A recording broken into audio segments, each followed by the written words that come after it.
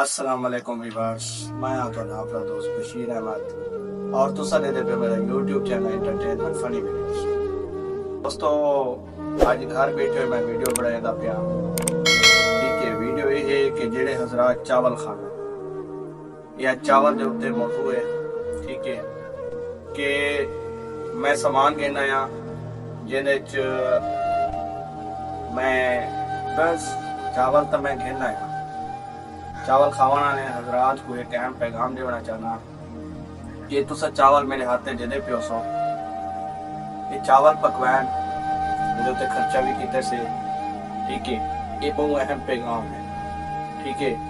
چاول گھن آیا اچھے والے چاول، اندر بعد چھولے گھن میں کہ بھی کو کھاسوں، یہ کو اچھے والے طریقے نال پکا تے کھاسوں، لیکن جس ٹائم چاول پک دے ہیں، ٹھیک ہے، تو چاول اپنا نواں رنگ کٹے سی۔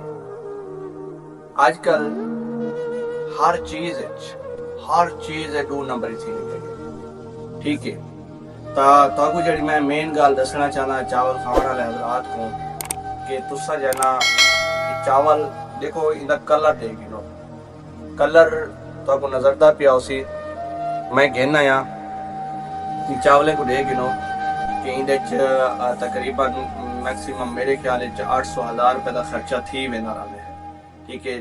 چھولے والے میرا ذہن منے سی، دل منے سی چاول کھاؤں، لیکن جس ٹائم میں چاولے کو ڈٹھے وچ تا ایندے کیا ملے وہ تک میں دسنا چاہنا جڑے لوگ چاول دے شوقین ہیں، ٹھیک ہے۔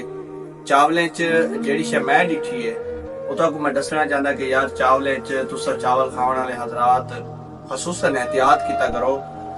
آکھن دا مقصد یہ ہے کہ جڑا نا جیویں چاول تسا پکویں دو، ٹھیک ہے، گھر آپ پکیں دو یا مطلب گھر والی پکیں دے یا کوئی پکیں دے، ٹھیک ہے۔ چاول کو پکواؤن دے بعد جیویں او مطلب دم دے بعد جیویں چاول تہاڈی پلیٹ وچ آندے، ٹھیک ہے نا، انہیں چاولیں کو پہلے ڈٹھا کرو، دیکھن دے بعد، ٹھیک ہے، او کو فوراً نہ کھاؤ، کیوں؟ کیونکہ کھاون دا مزہ آندا کہ نہیں، ٹھیک ہے۔ اگر کھاونا ہوئے تا اوندے وچ جڑا نا چٹنی پاتا کرو، چٹنی پا تے ایویں چٹنی وچ مکس کرو، دہی والی چٹنی، اندے بعد تھوڑے جے وصل پاتا کرو، ٹھیک ہے۔ وصل پا تے نا پیاز پا تے وال چاول کھا لیا کرو، چاول بڑے ٹیسٹی ہوندے، چاول مزیدار تھیندے۔ تساں کیا سمجھے ہو کہ بشیر جڑا نا اج کوئی چاولے دے بارے دسے گا تے اللہ میں تھوڑے نال چھوٹا جہا پرائڈ کیتا میں کہ چاول تے یہ سوچن میں وجہ کیا ہے، ٹھیک ہے۔ مذاق اچھی لگی ہوتی کچھ بندے نہ کٹائے، مہربانی کرائے، ٹھیک ہے۔ تھوڑے نال میں تھوڑا کھلوانا واسطے تھوڑا پریشان کر دے کھلوانا، یہ بھی مذاق ہوندی رہندی ہے۔ تے میری ویڈیو کو لائک کرے سو، کمنٹ کرے سو، شیئر کرے سو، تے انہاں دعاؤں نال کہ اللہ پاک ہر مسلمان کو رزق نصیب کرے اچھا اللہ۔ بشیر احمد کو دے سو اجازت، اللہ۔ ویڈیو اچھی لگی ہو تو چینل کو لائک، کمنٹس، سبسکرائب اور شیئر لازمی کریں۔